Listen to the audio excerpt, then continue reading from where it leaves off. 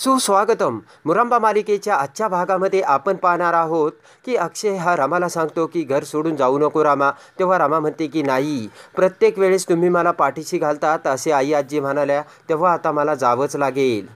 तेव्हा अक्षय रामाच्या साड्या हातात घेतो आणि म्हणतो की ह्या साड्या कपाटात ठेव, मी तुला जाऊ देणार नाही. रामा म्हणते की 1च महिन्याचा प्रश्न आहे, मी असे गेले आणि असे आले.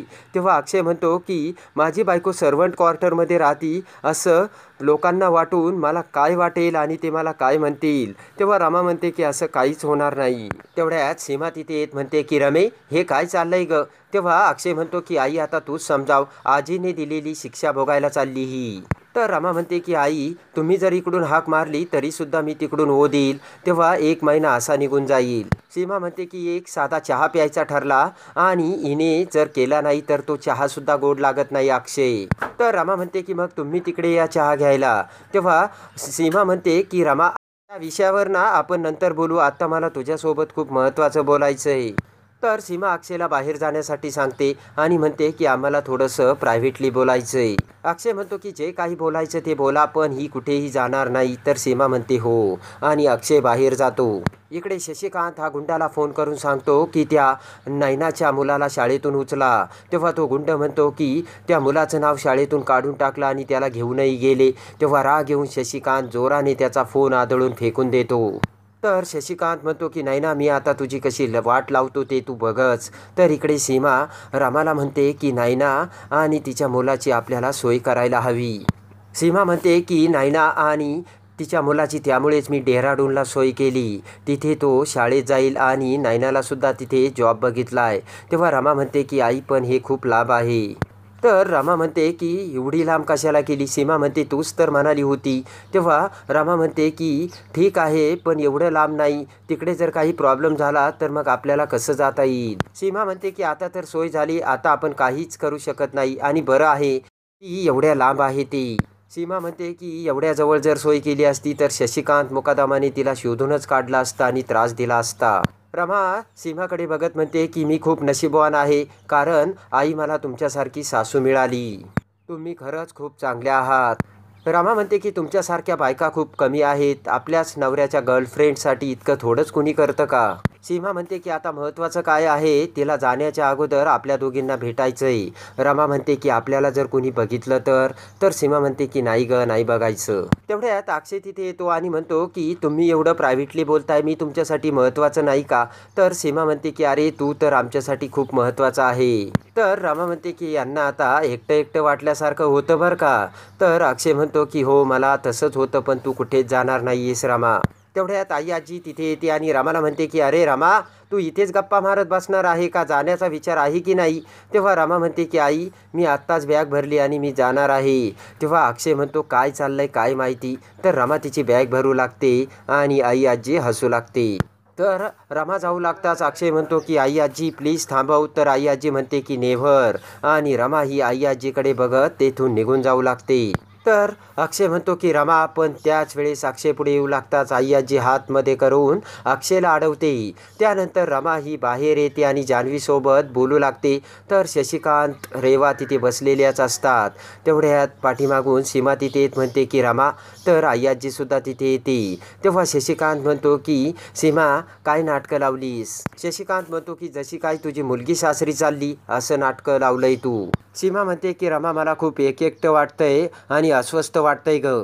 तेव्हा धीर देत रमा म्हणते की आई, मी अशी गेली आणि अशी आली. तर रमा जाऊ लागते. तेवढ्यात पाठीमागून थांब रमा असे म्हणत अक्षय त्याची बॅग घेऊन तिथे येतो आणि म्हणतो की रमा, मी पण तुझ्यासोबत येतो, आपण असे गेलो आणि असे आलो. तेव्हा ती ऐकून आई आजीला मोठा धक्का बसतो. तर अक्षय हा रामासोबत बाहेर जाऊ लागताच आई आजी म्हणते की अक्षय थांब. तेव्हा अक्षय आई आजीकडे बघत म्हणतो की का आई आजी, शिक्षा कॅन्सल झाली. तर आई आजी म्हणते की शिक्षा ही रमासाठी आहे, तुझ्यासाठी नाही, तू नाही जायचंस. अक्षय म्हणतो की आजी हे इम्पॉसिबल आहे, रमा आणि अक्षय काही वेगवेगळे नाही आहेत. तेव्हा शिक्षा जरी रमाला झाली असली तरी अक्षयसुद्धा ती शिक्षा भोगणार. अक्षय म्हणतो की तिच्या प्रत्येक सुखदुःखात मी समान वाटेकरी आहे. तेव्हा रमा जिथे तिथे मी, आणि चल रमा असे म्हणत अक्षय जाऊ लागतो. तर शशिकांत म्हणतो की ताटाखालचं मांजर झालाय माझा बछड्या. तर आई आजी म्हणते की मला वाटलंच ही रमा अक्षयला असंच शिकवणार आणि अक्षय असंच बोलणार. आई आजी म्हणते की कायम हा रामाची बाजू घेतो आणि दोघं तिथे एकत्र राहिले तर काय शिक्षा भोगणार आहेत हे. दोघं जर एकत्र असले तर मग रोज मजाच आहे त्यांची. आणि मग हा अक्षय रामाला रोज बाहेर घेऊन जाईल जेवायला. शशिकांत म्हणतो की हॉटेलमध्ये रूम बुक करून सुद्धा राहतील ती आजी. तर अक्षय म्हणतो की आम्ही हे असले कामं नाही करत, ते तुम्हीच करतात. अक्षय म्हणतो की शशिकांत मुकादम तुम्ही मध्ये बोलू नका. आई आजी म्हणते काय बोलायचं नाही, जसा तू माझा नातू आहेस तसा शशिकांत सुद्धा माझा मुलगा आहे. त्याच्या चुकीचं त्याने प्रायचित्त घेतलं तेव्हा आता त्याचा बोलायचा पूर्ण अधिकार आहे. तेव्हा शशिकांत म्हणतो की हे प्रत्येकाने लक्षात ठेवायला हवं की त्यांच्यावर सुद्धा माझ्यासारखी वेळ येऊ शकते. रामाकडे बघत शशिकांत म्हणतो की त्यांनी शिक्षेसाठी तयार राहावं, मी कशी शिक्षा भोगून आलो. तेव्हा आई आजीला शशिकांत म्हणतो की प्रत्येकासाठी वेगळे नियम आहेत का. तेव्हा अक्षय म्हणतो की न्यायनिवाडा, समानता हे शब्द तुमच्या तोंडून शोभत नाही शशिकांत मुकादम. अक्षय म्हणतो तुम्ही काहीही बोला, मी थांबणार नाही. आणि अक्षय जाऊ लागतो. तेव्हा आई आजी म्हणते की अंगाशी आलं तर ढाल अक्षयची कशी बनवायची ना, हे रमाकडून शिकावं. आई आजी म्हणते की जा दोघं खुशाल आणि भोगा शिक्षा. तर रमा ही अक्षयचा हात थांबवत म्हणते की यावेळी तुम्ही नाही तर मी एकटी शिक्षा भोगून येणार. तेव्हा अक्षयला मोठा धक्का बसतो. रमा म्हणते ऐका ना, मला शिक्षा दिली ना तेव्हा मला ती भोगू द्या. अक्षय म्हणतो की माझी बायको उलट खंबीर परिस्थितीला तोंड देते आणि उभी राहते. तेव्हा रमा म्हणते की मग आता मला ती सिद्ध करू द्या. तेव्हा रमा म्हणते जाऊ द्या मला. तर आई आजी म्हणते की तिकडे गेल्यानंतर असं नको व्हायला की जरा घरीच जाऊन येते, जरा बेडवरच पडते. आई आजी म्हणते की ते चालणार नाही बरं का रमा. तर रमा म्हणते की आई आजी मी असं काहीच नाही करणार. आई आजी म्हणते की जा मग त्या सर्वंट क्वार्टरमध्ये. तेव्हा रमा म्हणते की ते सुद्धा घरच आहे आणि त्या घराचं मी नंदनवन करील. तेव्हा आई आजी डोळे मोठे करते. शशिकांत मध्ये बोलू लागतो. तर रमा म्हणते की मी तुमच्याशी बोलतच नाहीये, कारण आमच्या दोघांच्या लेखी तुमचं काहीच महत्त्व नाहीये. ती ऐकून आई आजी शशिकांतला मोठा धक्का बसतो. अक्षय लगेचच रमाला आपल्या जवळ घेतो आणि रमाच्या कपाळाचा किस घेतो.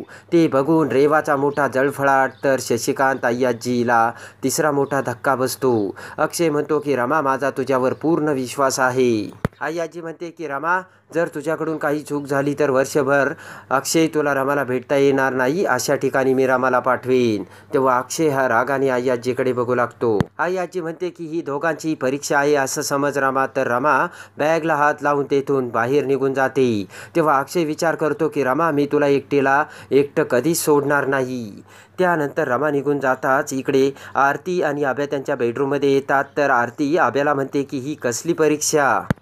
आरती म्हणते अशी शिक्षा कोणी देतंय का. तर आब्या म्हणतो की आता मी काय बोलू, आजीने दिली ती शिक्षा. आरती म्हणते की अरे पण आपल्यातलं त्यांना कोणी विरोध का नाही करू शकत, आणि हे खूप चुकीचं आहे कारण रमा सुद्धा या घरची सून आहे. तर आब्या म्हणतो की आता जे काही व्हायचं ते होऊ दे, मी यामध्ये पडणार नाही. तेव्हा आरती आब्याकडे येत म्हणते की तू तिला बहीण मानतोस ना. तर आब्या म्हणतो की आरती तुम्ही याचा सुद्धा विचार करा ना, आजीने रमाला शिक्षा का दिली असेल. तेव्हा आरती म्हणते का दिली असेल तूच सांग. तर आब्या म्हणतो की कारण रमामुळे काकांना अरेस्ट केलं गेलं होतं आणि आजीला हे चुकीचं वाटलं आणि अगोदरच आजी आणि रामामध्ये काही फारसे चांगले संबंध नाहीयेत. आजीला वाटलंय की या सगळ्याची सुरुवात रामाने केली म्हणून आजीने ती शिक्षा दिली. आब्या म्हणतो की कारण मला सुद्धा आजीचं हे म्हणणं कुठंतरी पटतंय. तेव्हा आरती खाली बसते आणि म्हणते की अभिषेक मला तुझ्याकडून ही अपेक्षा नव्हती. आब्या म्हणतो की घरातले मॅटर घरात सॉल्व करायचे असतात, ते असे चव्हाट्यावर आणायच्या नसतात आणि मी काकाचं समर्थन नाही करत बरं का. आब्या म्हणतो की काका चुकीचं वागलेत तेव्हा त्यांना त्यांची शिक्षा मिळायला हवी, पण डायरेक्ट अरेस्ट. तर आरती म्हणते की अरे लहानांना सुद्धा आपण शिक्षा देतो. आब्या म्हणतो की शिक्षेचा विषयच नाहीये, चूक झाली तर शिक्षा होणार. रमाला शिक्षा व्हायला पाहिजे हे तुम्हाला पटत नाही, पण आजीला पटलं. जसे शशिकांत मुकादमांना शिक्षा झाली हे आपल्या सगळ्यांना पटलं, पण ते आजीला पटलं नव्हतं. तेव्हा न्याय हा सगळ्यांसाठी समान असतो. तेव्हा आरती म्हणते की अभि न्याय समान असतो का, आणि मी जे बोलती तुला कळत नाही का, तू समजून घेत नाहीयेस. तर आरतीला आब्या म्हणतो की तू रमाला पाठीशी घालतेस.